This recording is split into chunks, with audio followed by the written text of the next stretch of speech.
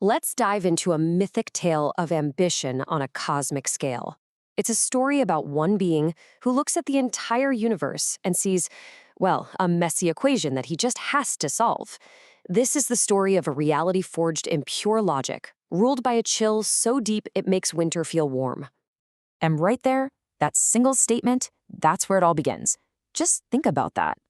This isn't just about changing things up a bit. This is a declaration of war on nature itself, on chaos, on whim, on everything that can't be perfectly measured. So what's really driving this guy, the nomad? Well, at his core, it's this all-consuming need to replace the messy, beautiful, unpredictable world with the absolute certainty of math. He looks at volcanic creation, at life bursting forth, and all he sees is a problem just waiting for a final, clean answer. And you can really see the two sides of that coin right here. On one side, you've got the jagged breath of Earth. It's wild, it's organic, it's unpredictable. And on the other, a master's blueprint. It's all unyielding lines, pulsing chrome, and pure data. This is the massive, fundamental change the nomad wants to force onto all of reality.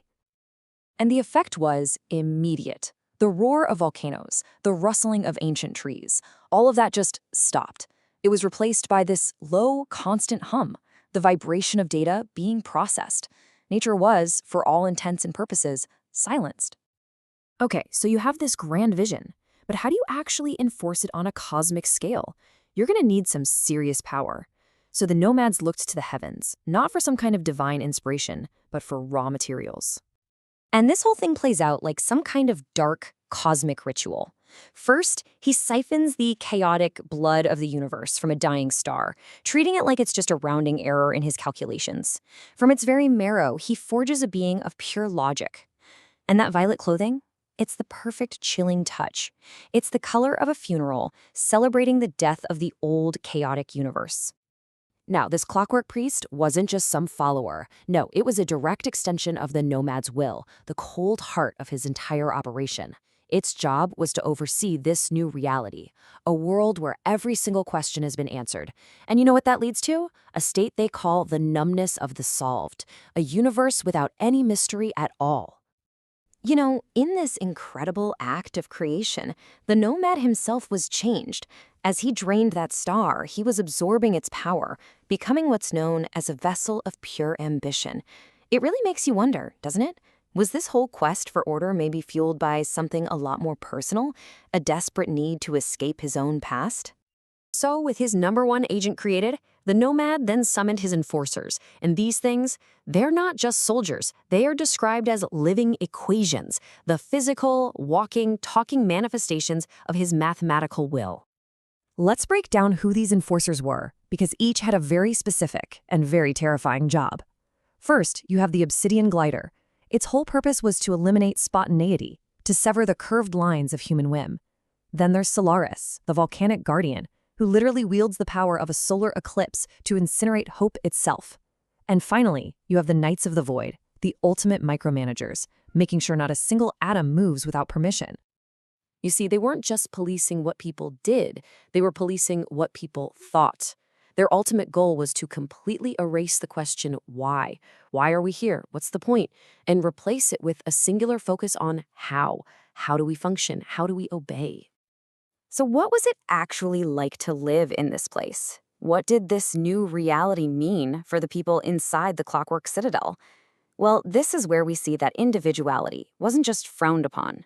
It was engineered to be obsolete.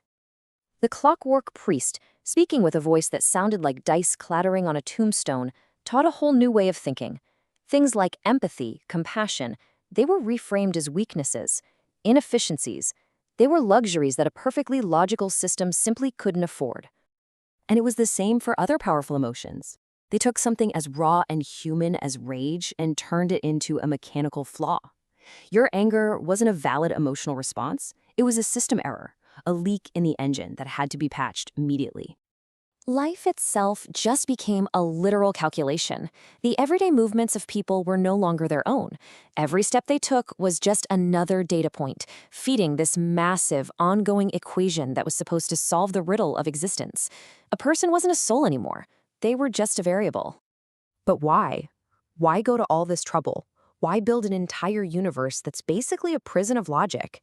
Well, as we're about to see, this whole grand cosmic project was really just a mask for a deeply personal and very human flaw. And the first clue is right there as he sits on his throne. The nomad wears this armor of irony, and on it is the upside-down symbol of his greatest rival, the Golden Shepherd, also known as the Metropolis Champion. Think about that. It's an act of pure, undiluted spite, a constant, bitter reminder of the one person he could never truly beat. And this is the great, tragic irony of the whole story. On the outside, he's a god. He's the master of a perfect, solved universe. But on the inside, he's still completely defined by that old rivalry. He's haunted by what's called the phantom itch of inferiority, this feeling of smallness that's like a splinter in his soul. His entire reality is just a reflection of his own insecurity. All those towering calculus spires in his citadel, these massive monuments to his power and his genius, they weren't built to celebrate how great he was. They were built to compensate for how small he felt. The entire architecture of his perfect universe is just a desperate attempt to hide a deeply wounded ego that still feels like a single grain of dust beneath a golden heel. So in the end, yeah, he won. He got exactly what he wanted, absolute control. But it was completely hollow. He'd created a perfect silent tomb, a cosmic prison built to the exact dimensions of his ego.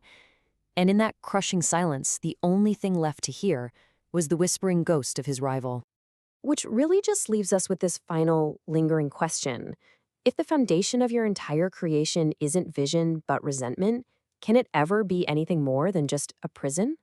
Can a place like that ever truly feel like a home? And I think that's really the heart of it all. The nomad's intellect was powerful enough to rewrite the laws of the universe. He could seize the stars themselves. But for all his incredible calculations, he could never solve for the one irrational, illogical, and all-consuming variable that was his own jealousy.